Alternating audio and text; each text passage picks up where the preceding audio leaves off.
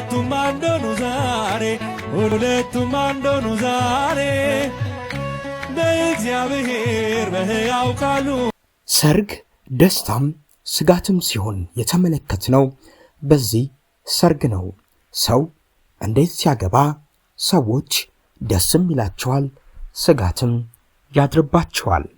ቤተክርስቲያንና ምእመኖቿ በመከራ ውስጥ ባሉበት በዚህ ክፉ ዘመን ከጎንደር እስከ ጉደር ከጅጅጋ እስከ ጅጋ ድረስ ዓላማውን ቤተክርስቲያንን መታደግ ላይ ያደረገ አንድ ብቸኛ ሰው አለ። እሱም ጋዜጠኛ ነጋሽ በዳዳ ነው። ይህ የብዙዎች አይን የሆነው ጋዜጠኛ ተሞሽሯል። እንኳን ደስ አለ።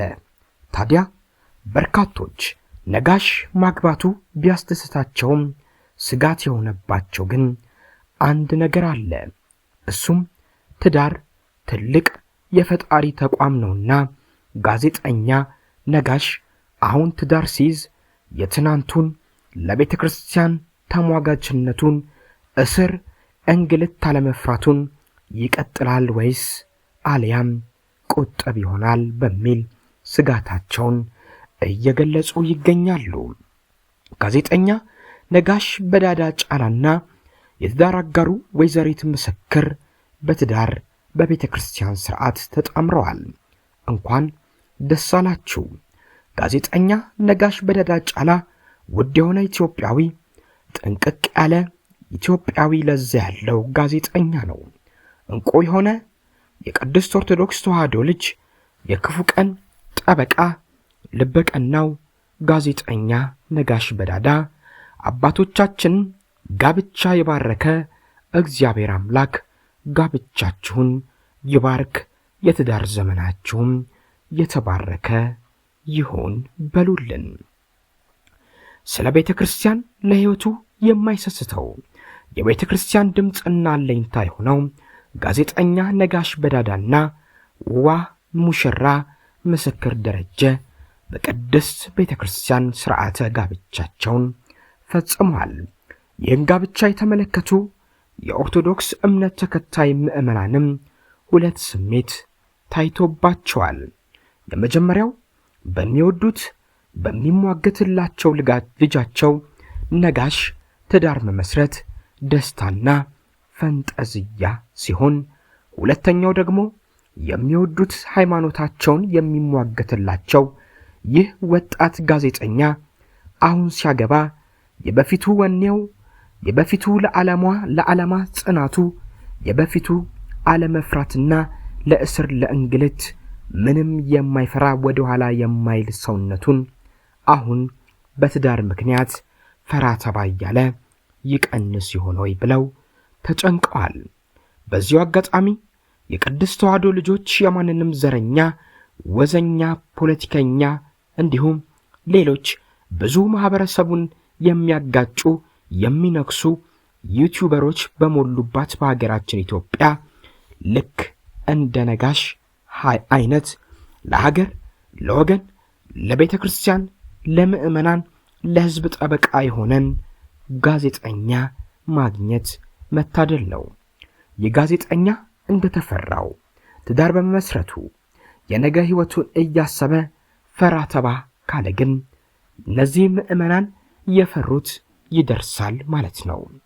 ጋዜጠኛ ነጋሽ በዳዳ እስከ ዛሬ ስትጽፍ እና ስታነብ ነበር ያየሁ። ዛሬ ግን አንተ ራስህ የምትነበብ መጽሐፍ ሆነ ስላየሁ እጅግ ተደስቻለሁ። አንባቢውና ተነባቢ ወንድሜ ሆይ እንኳን ደስ ያለ ብሎታል የቋንቋ አይነሽ ሚዲያ መስራች።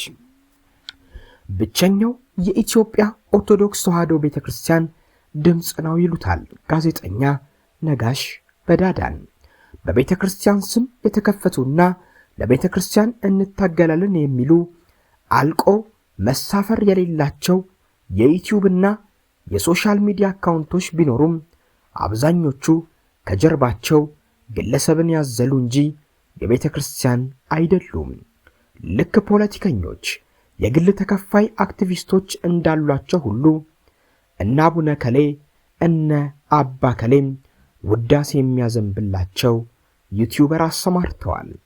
ታዲያ ቤተክርስቲያንና ምዕመኖቿ በመከራ ውስጥ ባሉበት በዚህ ክፉ ዘመን ከጎንደር እስከ ጉደር ከጅጅጋ እስከ ጅጋ ድረስ ዓላማውን ቤተክርስቲያንን መታደግ ላይ ያደረገ አንድ ብቸኛ ሰው አለ። እሱም ጋዜጠኛ ነጋሽ በዳዳ ነው። በእርግጥ አንድ ሰው ተባለ እንጂ ነጋሽ አንድ ሆኖ ብዙ የሆነው ሰው ነው። አስተባብሮ የሚደመጥ ተናግሮ የሚሰማ ከታላቅ ኦርቶዶክሳዊ ስነ ምግባር ጋር የተሰጠው ውድ ልጅ ነው። በግብረ ሰዶምን በመቃወም ከነ ጥበቡ በለጠ ጋር በመሆን ጸረ ግብረ ሶዶማዊ ማህበርን በማቋቋም በሀገራችን የሚገኙ ወጣቶች፣ ሕፃናትና ሌሎች የህብረተሰብ ክፍሎች ወደዚህ አስከፊ ህይወት እንዳይገቡና ይህንንም አስከፊ ተግባር ከኢትዮጵያ ነቅሎ ለማውጣት ሌት ተቀን ሲለፋ ሲታትር የሚውል የሚያድር ልጅ ነው። አሁን የጋብቻ ስነ ስርዓቱ መፈጸሙ ሲሰማም በርካቶች ተደስተዋል። በርካቶች ስጋቶቻቸውን እየገለጹም ነው። በቅርቡ በመከላከያ ሰራዊት ዩኒፎርም ማስፈራራት ጭምር ደርሶበት ነበር። ራሱን ማስተር ጸጋዬ መንገሻ ብሎ የሚጠራውና የመከላከያ ሰራዊት አባል በኢትዮጵያ ኦርቶዶክስ ተዋሕዶ ቤተክርስቲያን የማህበራዊ ሚዲያ አገልጋይ የሆነውን ነጋሽ በዳዳ ላይ ዛቻና የበቀል መሰለ እርምጃ እንደሚወስድ የሀገር መከላከያ ዩኒፎርም ለብሶ ቪዲዮ ሰርቶም ለቋል። ነጋሽ በዳዳ ፈንጂ ወረዳ ላይ ነህ፣ በአይናችን ስር ነህ፣ እረፍ የሚሉ የዛቻና ማስጠንቀቂያ ንግግሮችን በቪዲዮ አሰራጭቶ ነበር። ነጋሽም መልስ ሲሰጠው አንተ ምድራዊ ኃይል ሊኖርህ ይችላል፣ እኔ ግን ሰማያዊ ኃይል አለኝ፣ አልፈራም፣ ለመወዳት ቤተ ክርስቲያን ነፍሴን ለመስጠት ነገ ለመሞት ዝግጁ ነኝ ነበር ያለው። ነጋሽ ይህንን በተለያዩ አጋጣሚዎች አሳይቷል። ብዙ ጊዜ ታስሯል፣ ብዙ ጊዜ መከራን ተቀብሏል። እሱ ግን ደጋግሞ አልፈራም ነው የሚለው።